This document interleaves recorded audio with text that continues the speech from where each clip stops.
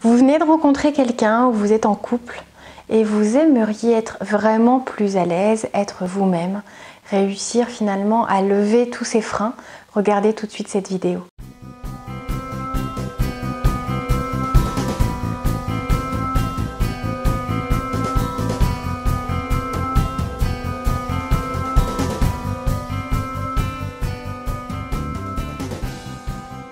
Bonjour à tous et à toutes, je m'appelle Valérie Sauvage et pour ceux qui ne me connaissent pas, je suis coach de vie. J'interviens sur cette chaîne YouTube mais également au sein d'un cabinet à Rennes dans lequel je peux vous recevoir également, où je consulte par téléphone pour ceux qui n'habitent pas cette belle ville bretonne. En tout cas, j'interviens également sous forme de conférence et j'écris un livre sur le bonheur car mon but est vraiment de vous aider à créer cette vie à laquelle vous avez le droit, cette existence sereine à la hauteur de vos espérances et avec un confort augmenté, c'est-à-dire une plus grande confiance en vous, peut-être avec des ingrédients qui vous permettront d'aller plus loin, plus vite, de ne pas être freiné en tout cas par une timidité ou par certaines peurs. Je suis à votre service pour répondre sur cette chaîne à vos questions. Laissez-moi en commentaire celles qui peuvent vous venir à l'esprit ou demandez-moi des sujets de vidéos. Si je peux vous aider, je serai ravie de le faire. Alors aujourd'hui, je tenais à vous proposer cette vidéo parce que beaucoup de personnes me demandent comment être à l'aise avec l'être aimé. Vous avez tellement envie de plaire à l'autre, tellement envie que l'autre ne voit pas vos défauts, que vous n'arrivez pas à être vous-même, que des fois vous mettez ce masque social dont je parle souvent sur cette vidéo. Si vous n'êtes pas abonné d'ailleurs à cette chaîne, je vous invite à le faire. C'est gratuit, c'est en dessous. Si vous aimez d'ailleurs cette vidéo et les autres, indiquez-le moi, ça me fera vraiment plaisir. Et en tout cas, j'ai tendance effectivement à revenir souvent sur ce thème, sur ce côté masque social, parce que c'est vraiment un réflexe que de poser le masque social répondant parfaitement aux attentes de l'autre sur sa propre identité. Et on se perd et finalement on se déçoit soi-même parce qu'on se dit finalement on ne montre pas qui nous sommes réellement et nous ne sommes peut-être pas aimés pour qui nous sommes mais pour ce que nous montrons et qui n'est pas la réalité pleine de la personnalité dont nous disposons et que nous avons choisi, construit, créé. Donc veillez à rester entier, à montrer à la personne que vous aimez, même si elle vous connaît depuis longtemps ou peu, baissez vos barrières. Montrez-vous de manière authentique pour approfondir cette relation. Alors la personne, pour qu'elle vous aime, elle doit vous aimer pleinement, sans condition. Pas simplement parce que vous répondez à certaines de ses attentes. Donc ne cherchez pas simplement à répondre à ses attentes, parce que vous n'êtes pas né ni créé pour ça, et elle non plus, ou lui non plus. Et donc c'est important de ne pas poser sur l'autre des attentes qui viseraient à nous rassurer, à nous combler, à nous sentir aimés. Si on a des blessures, c'est pas à travers l'autre qu'il faut les réparer, il faut les travailler soi-même pour finalement que cette relation à laquelle vous avez envie de prétendre soit aussi forte, aussi profonde et aussi solide que vous pouvez l'espérer. Et donc pour ça, il faut vraiment y poser tous les ingrédients nécessaires. Donc être à l'aise avec l'être aimé, ça veut dire oser dire ce qu'on pense, oser montrer qui l'on est, oser assumer la personnalité, l'expérience, les choix qu'on a pu faire jusqu'à présent, de manière à ce que l'autre puisse nous découvrir et faire son choix. Savoir si on lui correspond, même si effectivement on aurait envie de correspondre en tout point. Mais si on passe à côté de sa propre identité, finalement vous allez créer un couple faux, basé sur un socle absolument instable, créé de toutes pièces parce que vous aurez voulu montrer qu'une partie de la réalité. Et si vous vous montrez tel que vous êtes, vous verrez l'autre le fera aussi.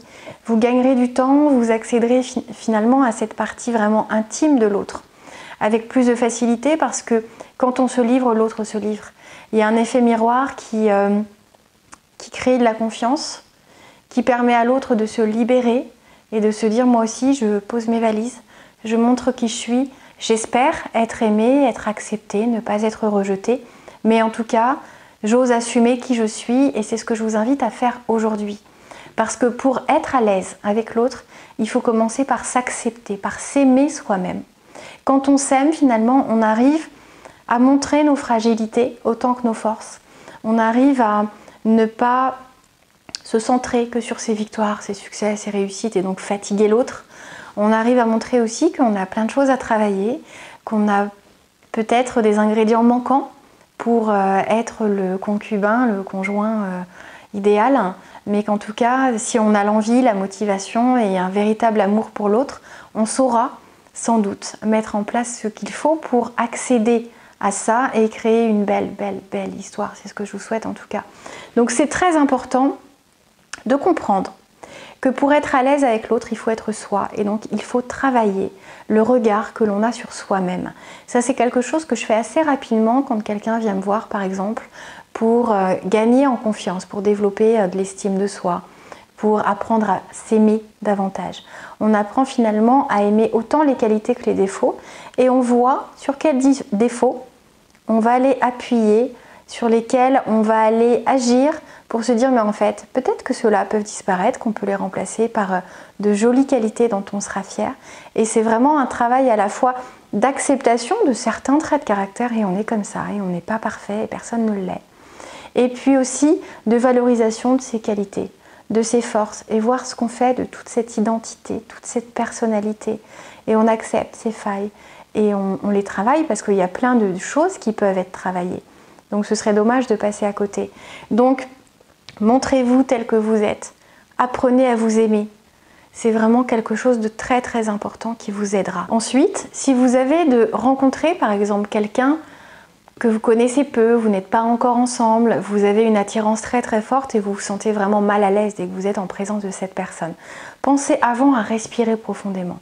Travaillez sur une cohérence cardiaque, sur des mouvements de respiration profonde, de manière à apaiser profondément ce stress qui vient et qui vous paralyse et qui vous limite et qui vous empêche d'être vous-même parce que vous n'avez même plus accès à l'ensemble de vos facultés de réflexion notamment.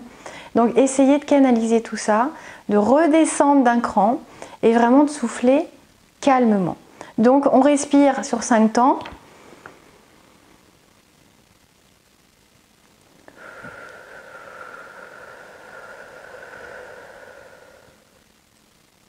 Et rien que de faire ça quelques fois, ça apaise, ça fait vraiment du bien. C'est quelque chose qui permet de laisser retomber la pression, qui est utilisée en méditation. Vous pouvez vous concentrer sur cette respiration. Je vais vous faire une vidéo vraiment pour vous aider à vous apaiser. Si ça peut vous être utile, vous verrez que ça change la vie. C'est quelque chose que j'applique même en travail de la prise de parole en public. C'est nécessaire. Ce travail vraiment de la concentration sur la respiration est absolument salvatrice. Faites-le. Ensuite, le troisième point que je voulais évoquer aujourd'hui avec vous consiste à ne surtout pas mettre sur un piédestal la personne qui vous attire. C'est ce qui va avoir tendance à vous faire vous dévaloriser. C'est-à-dire que vous allez tellement mettre sur un piédestal la personne que vous venez de rencontrer ou avec qui vous êtes et vraiment vous demander comment la personne a pu vous choisir, vous allez vous rabaisser et cette personne-là, si vous voulez la garder, c'est pas comme ça qu'il va falloir vous comporter. Il va falloir vous comporter d'égal à égal. Valorisez-la. Mettez-la en valeur, cette personne à laquelle vous tenez. Mais pour autant, ne lui posez pas tous les 4 matins la question vraiment, je ne comprends pas ce que tu fais avec moi, ce que tu me trouves, parce que ça va plutôt vous desservir que vous servir.